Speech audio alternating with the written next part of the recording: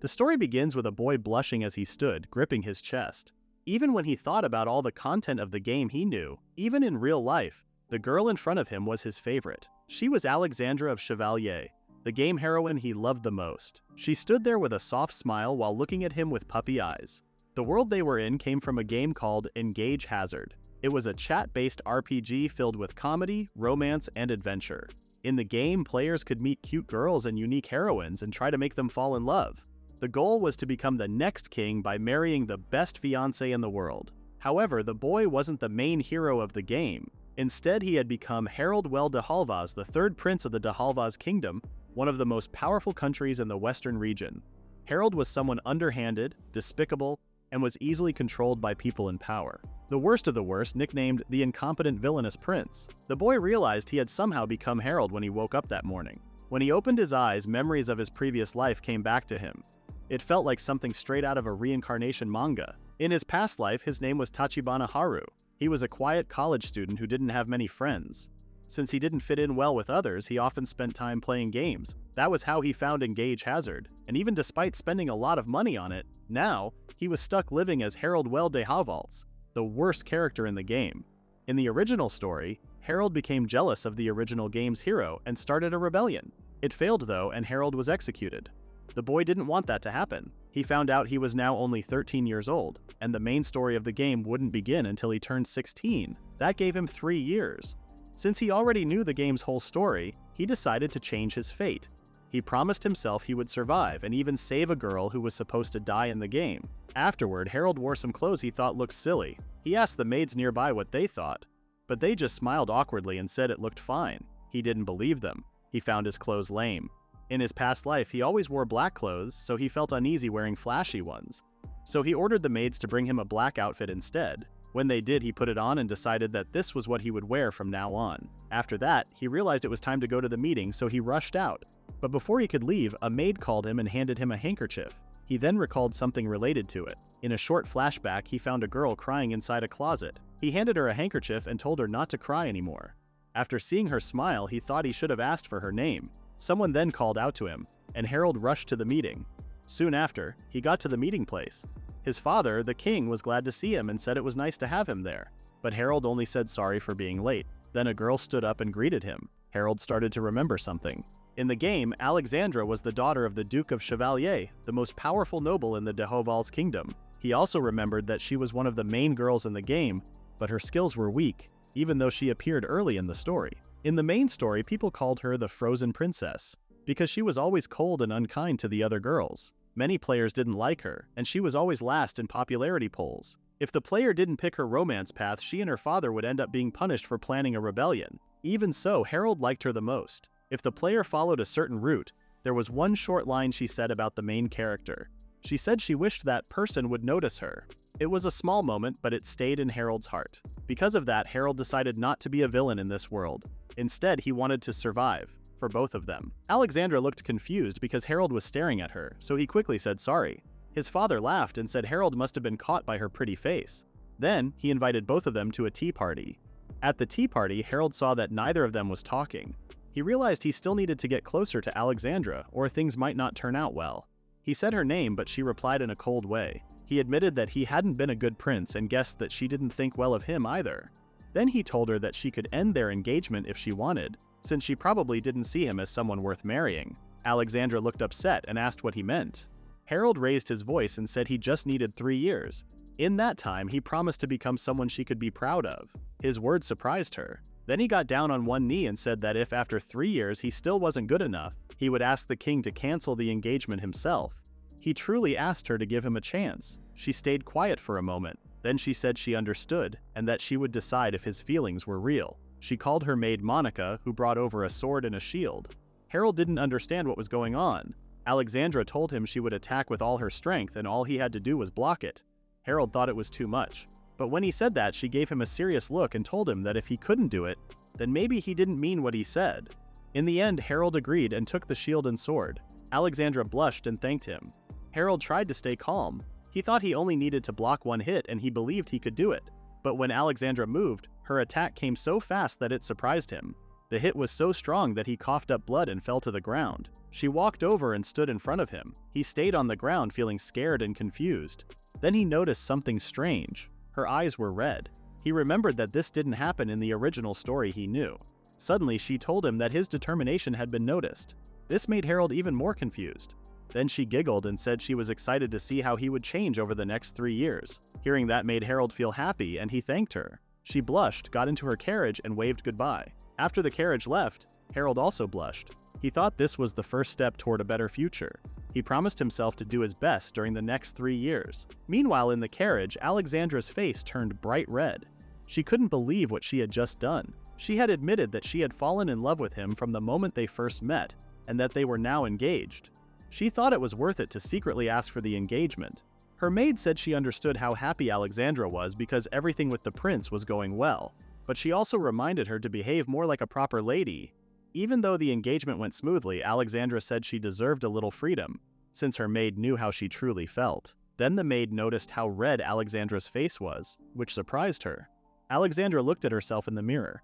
The maid told her that during the match earlier, her face had also turned red for a short time. She warned Alexandra that if Prince Harold ever found out why her eyes turned red, the engagement might be called off. This made Alexandra worried because she didn't want to lose him. The maid told her to be more careful and said she should have at least smiled at Prince Harold and tried to be friendly when she met him. Alexandra quickly said her maid should already know that was impossible. The maid already knew Alexandra wasn't good at talking to people, and that her social skills weren't what others expected from someone in her position. Alexandra understood this too. She knew she didn't seem friendly. She thought about all the things people said behind her back. Some said she acted like a villain from a story, while others just thought she was cold and unkind. The maid was still surprised when Harold blocked one of her lady's attacks. Alexandra said she had even used the dragon's favor for that strike. She explained that Harold was able to block it by matching the way her sword moved and changing where the hit landed. That helped spread out the force and made it easier to block. She smiled quietly, thinking that Harold didn't even realize what he had done. She also believed that no one else could be a better partner for her than Harold. He had once helped her escape from the palace by giving her a handkerchief, and that moment had meant a lot to her.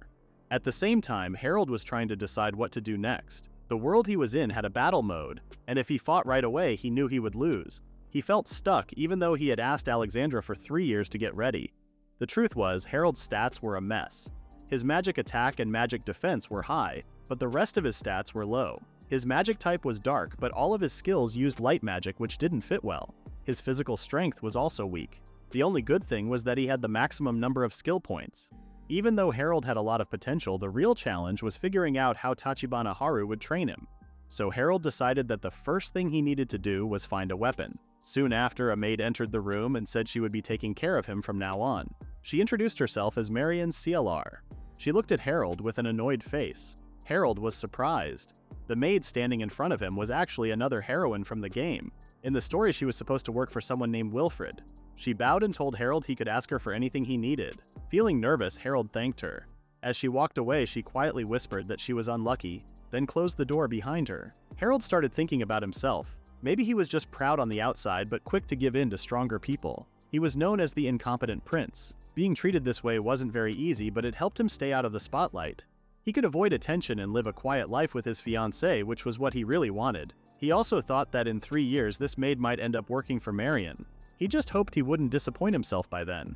There was also something the game never showed: Harold's past. As a child, he was always compared to his successful older brothers.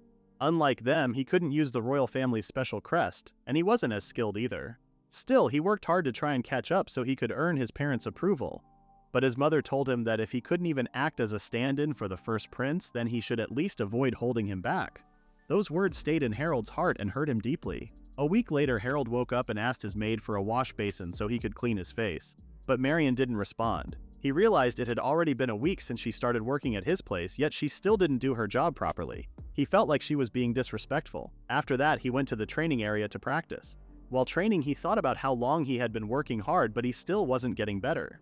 He remembered that in the game, people could level up, but this world was different. To level up here, a person had to train their body a lot. Still, Harold wasn't making progress. He wondered if using a magic weapon would help. He knew that some rare weapons had special skills. In the game, weapons ranked R or higher had unique powers. Some of them even had magic. He thought that if he trained with one of those, he might learn how to use magic. But before that, he wanted to make his body stronger. That would be useful during emergencies. So he decided to keep swinging his sword more. Then Marion showed up and laughed a little. She teased him, saying he hadn't improved much. Harold just said he was copying someone with no real talent. After hearing that, Marion said she would help him train because she believed he had talent. Harold thought about how even a weak heroine like Alexandra had strong powers. Since Marion came from a family of knights, she was probably strong too. He figured that if he trained with someone like her, he might also become stronger. Then he asked if she was okay with teaching him, and she said it wasn't a problem. They both got ready and Harold attacked first. She told him his guard was weak and hit him, sending him flying backward. She looked at him with a serious face and said he really was the incompetent villainous prince. She added that everyone had already given up on him. She asked if it felt bad to be looked down on by a maid. Inside, Harold agreed that he was weak and had no special skills. But because of that, he didn't want to give up. He remembered how he quit too easily in his past life and didn't want to make the same mistake again. With new determination, he got up and tried to attack again. Suddenly, another maid stepped in and stopped her, holding a dagger to her neck. The new maid introduced herself as Monica Ashton. She said she was Harold's new personal maid starting that day. When Harold saw her, he was shocked because he knew Monica was supposed to be working for Alexandra. Marion was surprised and said she hadn't heard anything about this. Monica told her to check with the head maid. She also wished Marion good luck with her next job. Marion left, telling them to wait. Monica then said that when Harold married her lady, she would follow as her maid. That's why she sent her ahead to get used to Harold while there was still time. Then Monica held out her hand and said she would take care of him. Harold took her hand. A little later, Marion came back, angrily asking why this was happening to her. Monica calmly told her that she had reported Marion's rude behavior toward Harold. Because of that, Marion was no longer needed around Harold. Marion left angrily, saying she would never forget this. Harold felt confused. Monica then said they should go back to his room so she could treat his wounds. After she helped him, Harold felt happy because she was the first maid who treated him kindly. He didn't really want to call Monica, but he did anyway. However, she was too busy looking around the room for something. She explained that since Harold was at that age, she thought he might have some hidden items that teenagers usually keep. When she couldn't find anything, she assumed he had hidden them somewhere else. Harold told her clearly that there was no other place to hide anything. Then she offered to get those things for him if he didn't have them yet. This made Harold angry, and he told her not to do anything unnecessary. Still, he said he would count on her from now on. Monica seemed to understand and asked him to count on her too. The next day, Harold was eating when Monica came in. She told him that his brother Cardus wanted him to join dinner that night. Harold felt annoyed. Before he remembered his past life, he always tried to get his mother's approval, and that meant pretending to be close to Cardus. He thought Cardus might have known that Harold was just pretending to like him. But now, Harold figured it wouldn't be a big deal, so he told Monica to let them know he would come to dinner. Later, at the training grounds, Harold was practicing hard like he usually did. It had been a while, but he didn't feel like he was getting any stronger. On top of that, he had already made a promise to Alexandra. When he opened his eyes, he saw Alexandra already standing there watching him. She told him she was thankful for his effort. Harold was surprised, and he turned red as he asked why she had come. Alexandra reminded him that it had already been a month since they last saw each other. She said that because they were engaged, they needed to meet and talk more often. If they didn't, people might start talking behind their backs. So instead of waiting for him, she came to visit. Harold realized he hadn't thought about any of that. Alexandra firmly told him to be more thoughtful next time. Even though Harold had promised to become someone worthy of her, he couldn't believe he had forgotten the most important person, Alexandra herself. He knew he had to take the first step, even if it made him nervous. Then he suddenly remembered that the Chevalier territory was far from the capital. But Alexandra explained that since their engagement, she had moved into a townhouse closer to where he lived. This surprised Harold. She also said that if he wanted, she could come visit him anytime. Harold was caught off guard. He didn't expect her to do so much for him. He started to wonder if maybe she had feelings for him, even just a little. But then he told himself not to get the wrong idea. After all, this was only the second time they had met. Next, Alexandra pointed out that he was only practicing sword swings. Harold quickly said it was because of the weather. He couldn't bring himself to tell her the real reason, that he was training so hard to get her approval. He wished he could say that out loud, but he felt like no matter how hard he tried, no one ever noticed him, back then or now. Then Alexandra brought up something from a month ago, which confused Harold. She said she knew he was working hard to keep the promise they made. After hearing that, Harold finally told the truth. He said he had no special talent, but he was trying his best because of the promise he made to her. He added that he still needed to work harder if he wanted to stay as her fiancé. This made Alexandra feel sad, so she asked if she could help Harold with his training. Harold was surprised but said that it was something he could only dream of. He explained that he was doing all this hard work for her in the first place. Alexandra then asked if he thought she wasn't good enough. Harold quickly said that wasn't true and held her shoulders. He told her that he was training for himself, so he couldn't let her teach him. He also said he would feel bad for taking up her time. Alexandra laughed and reminded him that she was his fiancée, so he didn't need to worry about that. Harold blushed and thanked her. She was blushing too. Then she stood up and said it was time to start training. Harold was shocked. She picked up a sword and told him that since he had blocked one of her attacks before, he should be strong enough to do it again. She told him to get ready while he stood there, still confused. She told him again to prepare himself. After some time, Alexandra said she would come back the next day because it was getting late. Harold stayed where he was, shaking and unsure of what had just happened. Alexandra said they only had 3 years left, so they couldn't afford to waste a single day. Harold wondered if she was really sure about that. He had 3 tough years ahead, but if he didn't become stronger in that time, his future as Harold would be just as hopeless as it was in the game. Alexandra told Monica to take care of Harold. Monica said she would clean his wounds and help him rest so he could feel better by the next day. She planned to do it in a close and personal way, but Alexandra told her not to go that far. Then Monica told Alexandra to leave quickly because Harold was invited to dinner, and if he didn't hurry, he would be late. When Alexandra heard this, she felt annoyed because no one told her about the dinner. Monica teased her and said that Alexandra wasn't invited anyway. Alexandra said she wanted to go since she was still there, but Monica said no right away. Before Alexandra left, she called out to Harold and told him to let her know what happened at the dinner when she got back. Harold agreed. After she left, Harold quickly got ready. When he finally arrived at the dinner, he said sorry for being late, but someone told him they had been waiting for him. That person was his brother, Cardis Well de Hauval, the first prince of the kingdom. Because of his skills, Cardis was already involved in national politics and was the top candidate to become the next king. However, he acted cold and showed no kindness or emotion. With the powerful crest of de Hauvals, he stood in the way of the protagonist. He only saw Harold as a useless little brother. Even so, Harold continued to follow him, hoping that one day Cardis would notice him. Harold believed that if that happened, their mother would finally look at him. But deep down, he knew it was only a dream. One day, Harold nervously asked why his brother suddenly wanted to have dinner with him after such a long time. Cardis said it was to celebrate Harold's engagement to the daughter of the Chevalier ducal family. Harold thought his brother just wanted to use this as a way to gain support from the Chevaliers. It was true that the Chevaliers were the most powerful noble family. With their help, Cardis could easily take the throne. But this time, Harold had no plans to please his brother. Then, Cardis's maid whispered something to him. He looked annoyed and told someone outside to come in. A handsome young man entered with a smile and congratulated Harold. It was Raphael Well de Hauvals, the second prince. Even though he looked friendly, he was clever and strategic. He didn't want to become king, but he disliked the first queen because she treated his mother, the second queen, badly. Because of this, he also opposed Cardis, who was the first queen's son. Since Harold was seen as useless, Raphael didn't seem to have anything against him. Cardis didn't believe Raphael came just to give congratulations. Raphael jokingly asked what secret plan he could possibly have. He pointed out that Harold was marrying the daughter of the powerful Chevalier family, and said he wanted to find a partner too. But Cardis called him out, saying he had already heard from the king and queen that Raphael had once proposed marriage to the Chevalier family, but was rejected. Harold was surprised to hear this. Raphael admitted it was true and said that if he had known things would turn out like this, he would have tried harder. He then jokingly asked if Cardis also wanted to marry the same girl and offered to give her up if Cardis was serious. Cardis said he could do that. Hearing them talk about their fiancés like they were just tools made Harold upset. He stood up.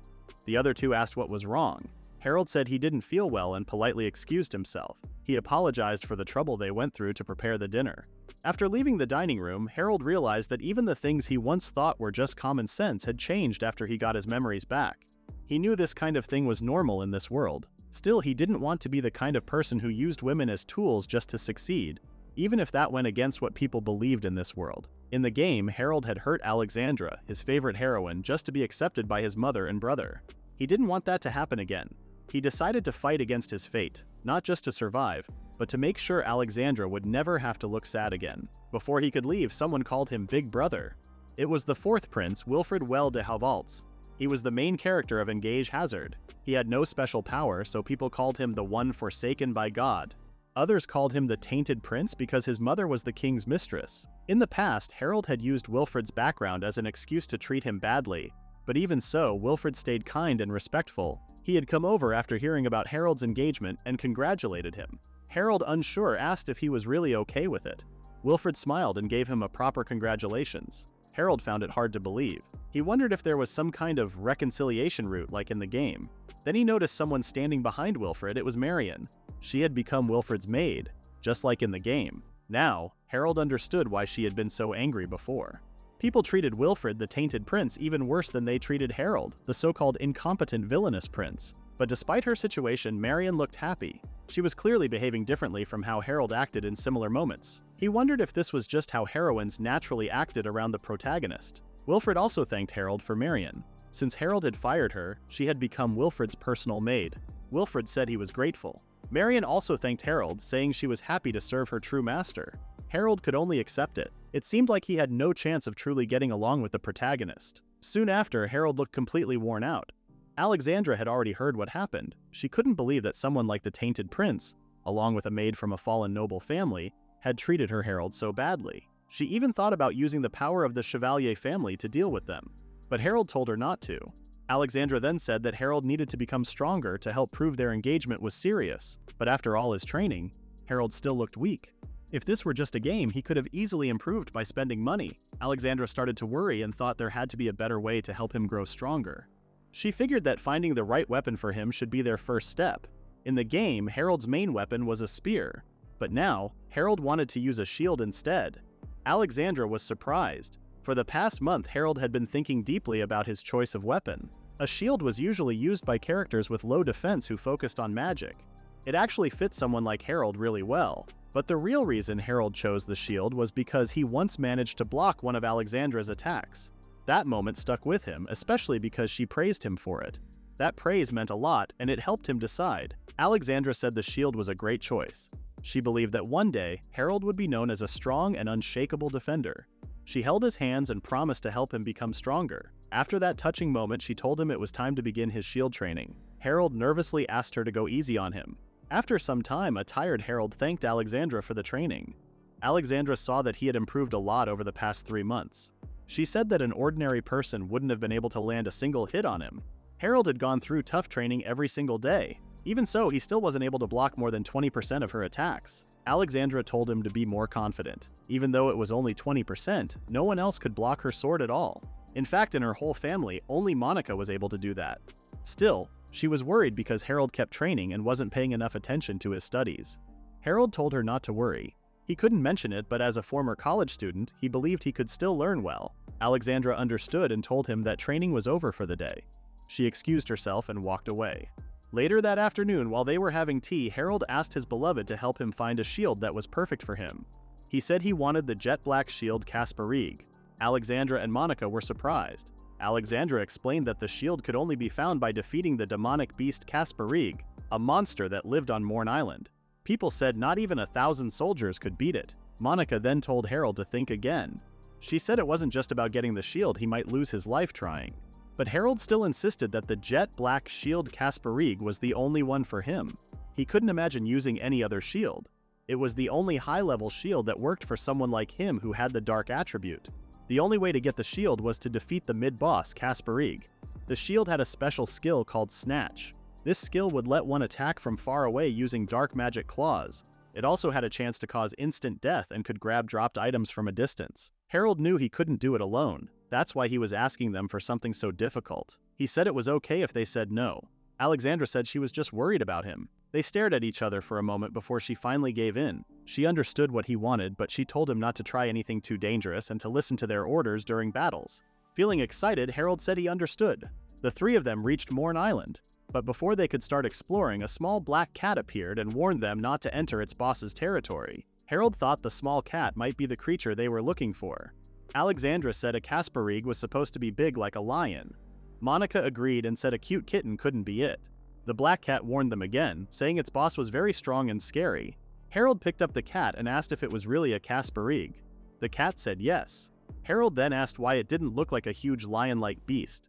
The Kasparig got angry and asked what they even knew about it. It said Kasparigs were strong and cool. Harold asked if it knew anything about the jet black shield Kasparig. The cat said it would help them, but only if they did something for it first. Harold asked what it wanted. The Kasparig said someone had entered its territory and needed to be stopped. Harold quickly said no.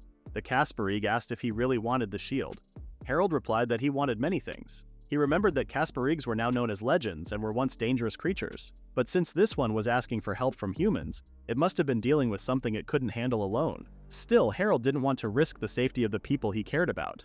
So he decided he couldn't just help a magic beast no matter what it needed. But the girls still wanted to help the Casparig. They wanted to find out which villain had caused the trouble and promised they could handle it.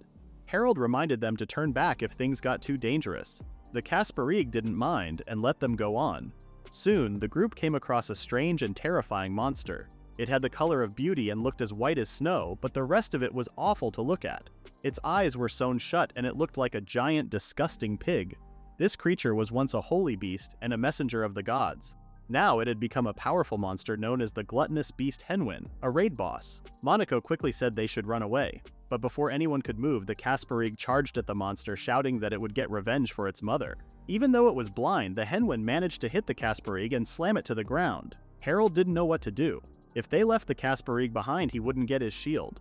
Without it, his whole plan to survive would fall apart. But he still had one last idea, one that didn't need the shield. He could have given up earlier and just followed the story that was already planned for the character Harold, but now he didn't want that. He stepped forward and shouted at the monster, telling it to get its dirty foot off the Casparig. At that moment, the angry monster was attacked by Alexandra and Monica. It let out a loud cry of pain. Alexandra praised Harold for being brave, but also said he was still too reckless. She joked about what to do with someone like him, being so kind and awkward. Even so, she admitted she liked that part of him. Alexandra and Harold looked at each other and blushed, as if they were in their own little world. Monica couldn't believe she had to keep working under someone like Alexandra. Harold then told the Casparig that they would beat the pig monster together. The Casparig snapped out of it and joined Harold in the fight. The monster Henwin had strong attacks, but to Harold, who trained every day against Alexandra's fast moves, they felt slow. All he needed to do was block them well enough so the others could land their hits. The girls teased the monster for being slow, which somehow made it even angrier. It charged at them and they ended up falling to the ground. Luckily, Harold stepped in to block the attack, but it knocked him back hard. Monica said she would distract the monster. Alexandra ran to Harold, worried, and asked if he was okay. Harold said he was fine, but admitted this was his limit with the gear he had. Even though he could block the hits, he couldn't stay on his feet after taking them. He hoped he could at least use the jet black shield Casparig. Just then, the Casparig spoke to him in a sad voice and called him human. Harold told it that his name was Harold. He then asked where the jet black shield Casparig was. He said he could beat the pig monster if he had that shield. The Casparig looked unsure, but Harold pushed it to answer. Finally, the Casparig agreed, but it asked him not to betray it, no matter what kind of shield appeared. Suddenly, the Casparig was covered in fog and changed into a shield. Harold was surprised, but then he saw that the shield was about the size of a smartphone. The Casparig said this was the best it could do. It explained that, unlike its mother, it was still a child and didn't have much mana. Now Harold understood why the Casparig didn't want to show its shield form right away. But Harold was more confused about what mana meant. In the game he knew there were only HP, SP, attack, and defense stats, along with physical and magical power.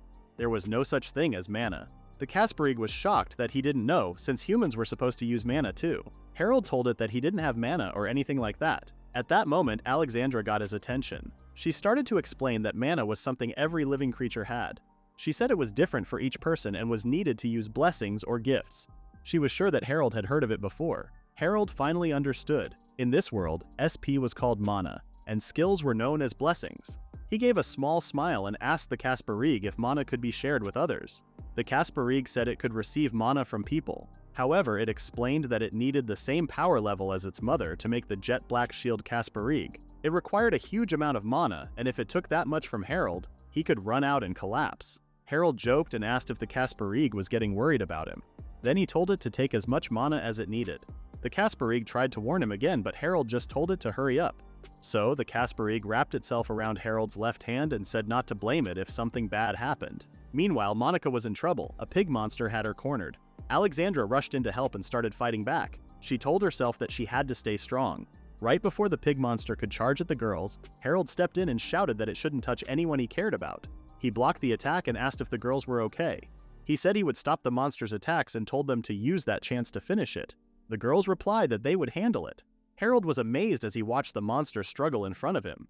In the game, every weapon except for shields added its attack power to the player's stats. Shields worked differently. They added defense instead. If the person using the item had the same attribute, the effect became twice as strong. Because of this, the jet black shield Kasperig that Harold held now had a defense as strong as a top-level SSS heroine. That's why Harold was able to block the monster Henwin's attack with ease. Alexandra and Monica saw a chance to fight back. They rushed in to attack the Henwin, but the pig-like monster suddenly stood up and let out a loud squeal. Harold quickly realized what it was about to do. He told the girls to get behind him. The Henwin sucked in a huge amount of air and unleashed a breath attack. Harold stood in front of the girls and blocked it. He stayed strong, saying he would protect them. The girls were surprised as Harold held his ground. When the attack ended, Harold pointed out that he had managed to take the full hit without falling back. Alexandra smiled and told him he did a good job. She said they would handle things from there. But deep inside, she was angry. Her eyes turned red as she shouted at the pig-like monster for hurting someone she cared about. Harold was shocked to see how her eyes had changed. Alexandra said she would teach the monster a lesson. In just a moment, she blasted a hole through the side of the monster's body. Even with such a serious injury, the monster was still alive. Then Harold spoke to the Kasperig and said it was time to get revenge for its mother. The Kasperig asked how. Harold told it that it should already know, now that it could feel the power inside itself. Right after Harold said that, the Kasperig attacked using a skill called Snatch. It was a special power that only the jet black shield Kasperig could use. It took everything from its enemy, even their life. The Henwin monster fell to the ground, dead. After the battle, Harold helped bury the Kasperig's mother. The Kasperig leaned against the tombstone and said it had finally done it. Harold and the girls were happy, but Harold reminded the Kasperig about its promise. The Kasperig pretended not to remember, but Harold pointed out how weak it was now, with only a little mana left. He asked what it would do if another dangerous creature showed up. Harold knew the Kasperig was feeling nervous, so he made his next move. He let out a big sigh and said he had finally found the perfect partner. The Kasperig looked surprised and asked if he meant it. It said it didn't have any mana, but Harold explained that he could help with that since he had a lot of mana to share. Harold also said he couldn't use any other weapon besides the Kasperig. He believed their meeting was meant to happen so they could grow stronger together. The Kasperig blushed and jokingly said Harold would be useless without it. Then it agreed to help and called Harold its partner. On their way home, Alexandra couldn't stop giggling. She asked Monica if she saw how amazing Harold looked. Monica said she did, but she also asked why Alexandra didn't just finish off the monster right away. Alexandra replied that Monica could have done it too. But Monica pointed out that there was no wild look in Alexandra's eyes this time, and it was all because Harold stopped her final attack. Alexandra felt excited watching the person she loved grow stronger, especially since he had beaten a monster more powerful than him. Monica agreed. She remembered that when a strong monster like the Henwin appeared, it usually meant the royal army had to step in. But somehow, Harold managed to defeat it on his own. Now Monica understood why her lady cared about him so much. Still, Alexandra felt annoyed that Harold was now working with the Kasperig. Monica remembered how Alexandra used to seem fond of the Kasperig at first. But now, Alexandra was upset that they called each other partners. Even though Harold already had her, she held a handkerchief tightly and thought about how it had been 7 years since Harold saved her. The kingdom of Dehovals had been founded by a dragon, and even after many years the dragon still cared for it. At that time, the Dehovals family ruled the kingdom, and the dragon family that supported them was the Chevalier family. Since the kingdom was very old, only a few people still remembered how it all began. Monica believed that the only dragon left in the Chevalier family was her lady, Alexandra. A long time ago, Harold had given Alexandra a handkerchief with a dragon on it, and she had accepted it. To Monica, it looked like Harold wanted the dragon's power, and because Alexandra accepted the gift, it seemed like they were meant to become a couple. But the problem was that only Alexandra believed that. Monica was sure that the prince didn't know what it meant and probably didn't even remember giving her the handkerchief. Still, Alexandra didn't mind. It had taken her 6 years to get to where she was, but now she could finally stay close and protect the prince. The Chevalier family believed that strength is justice. They had a special sword called the Divine Dragon-Slaying Sword Balmung, which was given only to the one who stood at the top. Because of this, neither the current head of the family, her father, nor her older brother Cedric, who was next in line, had any say in who held the sword. Monica believed her lady worked hard to become strong enough to protect the prince and stand by his side. Monica also knew that was why she was placed next to the prince to guard him. Alexandra trusted her with that job, and Monica told her to leave it to her. Monica was ready to give her life if needed. She wanted to protect everything, not just her lady, but also the one who once called her precious, the prince. Later on, Kasperig was seen enjoying some fresh fish. Harold reminded him not to eat too much. After the battle, the two decided to give each other nicknames since they were now partners. They started calling each other CAs and Hal, but there was one problem. Harold's future wife was angry. She couldn't believe that CAs had beaten her, the fiancé, to something. She sulked about it, so Harold began calling her Xandra instead. No matter how many times he recalled it, Harold found her jealousy a little cute. At that moment, Harold's meal was suddenly interrupted. Monica arrived and brought some news. Later at the training grounds, Alexandra found out that Harold had been invited to a party by the Marshall family. As usual, Harold was lying on the ground, completely exhausted. The Marshall family was a noble house started by the younger brother of the previous king, after he had given up his royal title. Alexandra said it would be rude to say no to an invitation from someone who used to be royalty. Frederica, the oldest daughter of the Marshall family, was one of the main female characters in the game. She was also engaged to Cardis. Harold didn't want to go because he knew Cardis would be there. Then, Alexandra shared that she had also received the same invitation. She thought the family wanted to meet them together since they might become in-laws in the future. Harold wondered if that was true. Still, he agreed that it made sense to get along with people who might become family someday. He also thought it was normal for others to be curious about them. He asked Alexandra what she planned to do. She said it would be best if they both went to the party. She also wanted to see what kind of person Frederica was. Harold was starting to understand things now. Harold thought Alexandra was subtly asking him to take her to the event, like a date. He noticed that she was waiting for his response. So he decided to take the chance and shyly asked if they could go together. But he spoke so softly it sounded like he was mumbling. He couldn't believe he had asked her in such a strange way. Still, just as he hoped, Alexandra said yes. Later, Harold rode a carriage to pick up Alexandra. When he saw her, he was so amazed by how she looked that he couldn't speak. Alexandra thanked him for coming to get her. Harold told her she looked very cute, which surprised her a bit. They both sat in silence, blushing inside the carriage. To break the silence, Harold nervously gave her a small gift box. He said it was something to remember the night. Alexandra asked if she could open it right away, and Harold said yes. Inside was a pretty hair ornament with a gem. Harold said he chose it because the colors reminded him of her eyes. Alexandra put it on her hair and asked if it looked good. Harold said it did. She thanked him and looked out the window with a smile.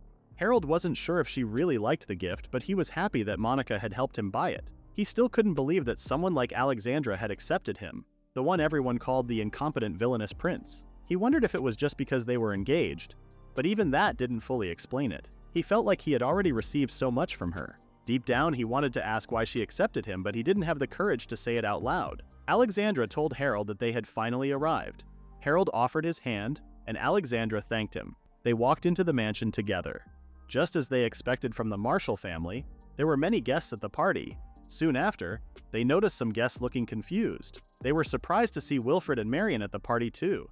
Harold wondered why Wilfred was there. Alexandra asked if something was wrong. Harold told her not to talk to Wilfred and said that if he said anything, they should just ignore it. He also told her not to react. Alexandra replied that she understood. Suddenly, music started playing and someone announced the arrival of Cardis and Frederica. When the two entered, Frederica smiled and greeted the guests.